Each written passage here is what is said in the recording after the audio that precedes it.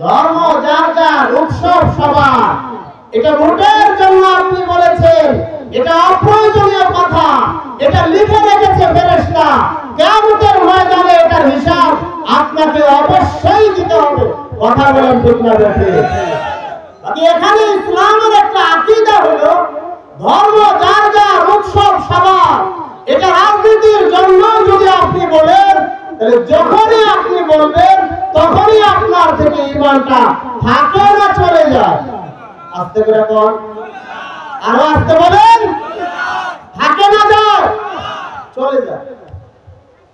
যত অপ্রয়োজনীয় কথা আছে সব ত্যাগ করতে হবে।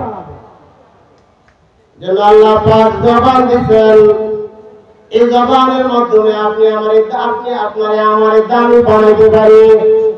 হাদিসে রাসূল বলেন, বান্দা যখন একবার কালিমা তয়্যিবা পড়ে, কয়বার? জোরে বলেন কয়বার?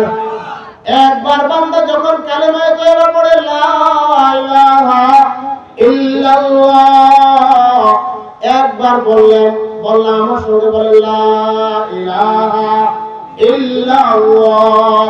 এই একবার বলার সঙ্গে সঙ্গে আসমানের একজন ফেরেশতা আরশে ইলাহি থেকে মাগফিরাতের সার্টিফিকেট নিয়ে দুনিয়া আগমন করে। দুনিয়ার একজন ফেরেশতা কালিমা তয়্যিবার আমলটা নিয়ে আসমানে আগমন করে। দুই ফেরেশতার মাঝে মাঝে দেখা হয়, মাঝখানে পথে সাক্ষাৎ হয়ে যায়। একজন আরেকজনকে জিজ্ঞাসা করে, তুমি কই যাও? আসমানের ফেরেশতা বলে, আমি দুনিয়ায় যাই। দুনিয়ার ফেরেশতা বলে, আমি আসমানে যাই। কেন যাও? ওই যে আল্লাহর এক বান্দা একবার কালিমা তয়্যিবা পড়েছে, তার আমল নিয়ে আমি আরশে ইলাহিতে যাই।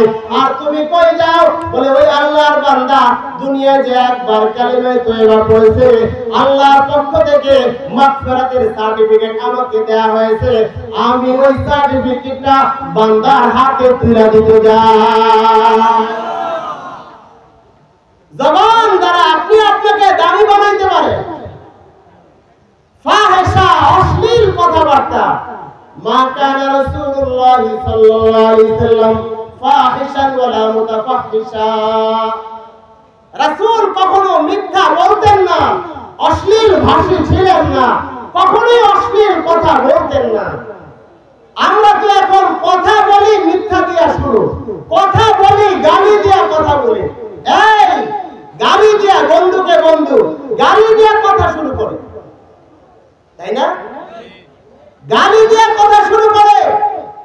অশ্লীলতা, বেহায়াপনা আমাদের ভিতরে এই পরিমাণ বেড়ে গেছে, বেহায়াই, নির্লজ্জতা এই পরিমাণ বৃদ্ধি পেয়েছে।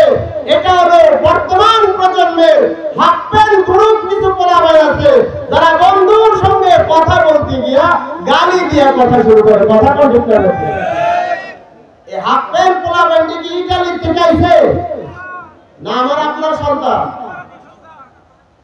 তাহলে এই প্রজন্ম যে খড়কুটার মতো পাপাচারে ভেসে যাচ্ছে, পাপাচারে ভেসে যাচ্ছে, এদেরকে সংবরণ করতে হবে, এদেরকে বাঁচাইতে হবে, জাহান্নাম থেকে এদেরকে রক্ষা করতে হবে।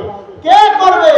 উম্মতের উলামায়ে কেরাম দাঁড়ে দাঁড়ে ঘুরিয়া ঘুরিয়া এভাবে বয়ান করতেছে, প্রচার করতেছে।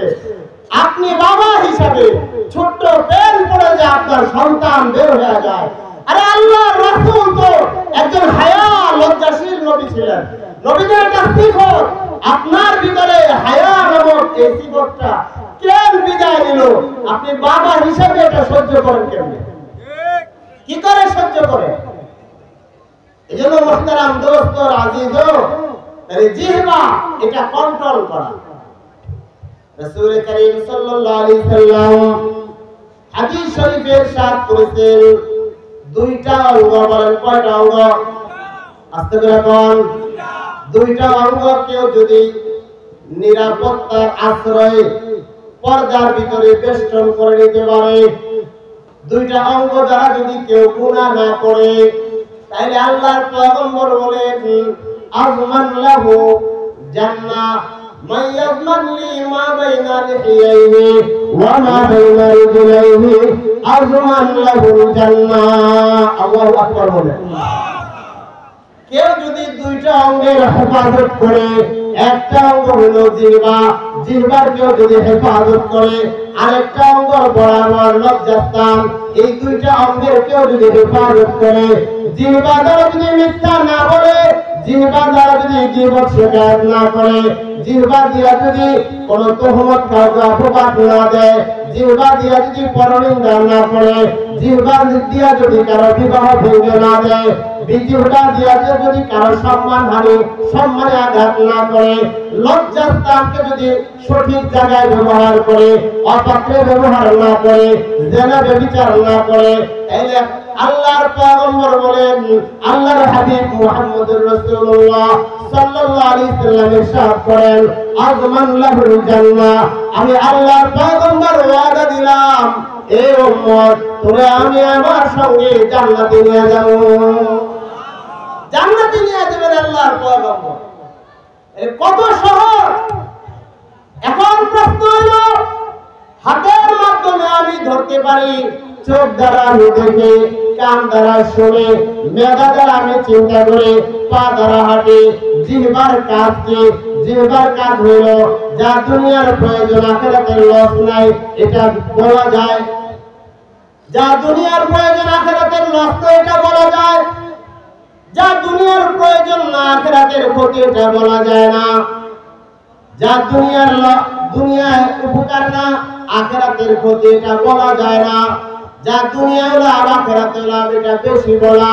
যা দুনিয়ায় না বললেও চলবে, সমস্যা নাই, কিন্তু আখিরাতের উপকার এটা সবচেয়ে বেশি বেশি করা। এজন্যই আল্লাহ তাআলা আয়াতে আয়াতে উযকুরুল্লাহা যিকরান কাসীরা, উযকুরুল্লাহা যিকরান কাসীরা, নামাজ বেশি পড়ো এটা বলে নাই, রোজা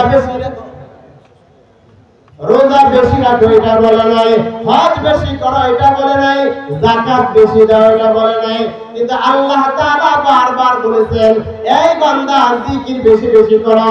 জিকির কি হাত দেয়া হয়? কথা বল। পা দেয়া হয়, মাথা দেয়া হয়, নাক দেয়া হয়, চোখ দেয়া হয়, কান দেয়া হয়, জিহ্বা দেয়া হয়, কি দেয়া হয়? জিহ্বা দেয়া হয়। তাইলে জিহ্বা আপনি যদি সঠিক জায়গায় ব্যবহার করেন, আল্লাহর জিকির বেশি বেশি করেন, একবার সুবহানাল্লাহ বলেন, সুবহানাল্লাহ, তাইলে আযমু মিন উহুদ, উহুদ পাহাড়ের ওজনের চেয়ে বেশি নেকি আল্লাহ তাআলা আপনার আমলনামায় বসায় দেন।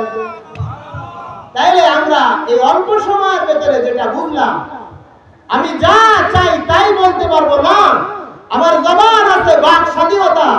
আর নাস্তিকরা ইসলামের উপরে, রাসূলের জীবনের উপরে, আম্মা জানদের উপরে কলম চালায়, জিহ্বা চালায়, যা মন চায় তাই বলে, রাষ্ট্রের আইনে বলে দিছে বাক স্বাধীনতা সবার অধিকার। আরে বাক স্বাধীনতা যেমন তোমার অধিকার, তাইলে হাসরের ময়দানে এই বাক স্বাধীনতার দোহাই দিয়ে যারা যারা জিহ্বাকে অভদ্রে ব্যবহার করেছে, আল্লাহর সেই নিয়োজিত ফেরেশতারা কেচি নিয়ে রেডি আছে, কাইটা দিবে জিহ্বাটা। কথা বলার চেষ্টা করবে।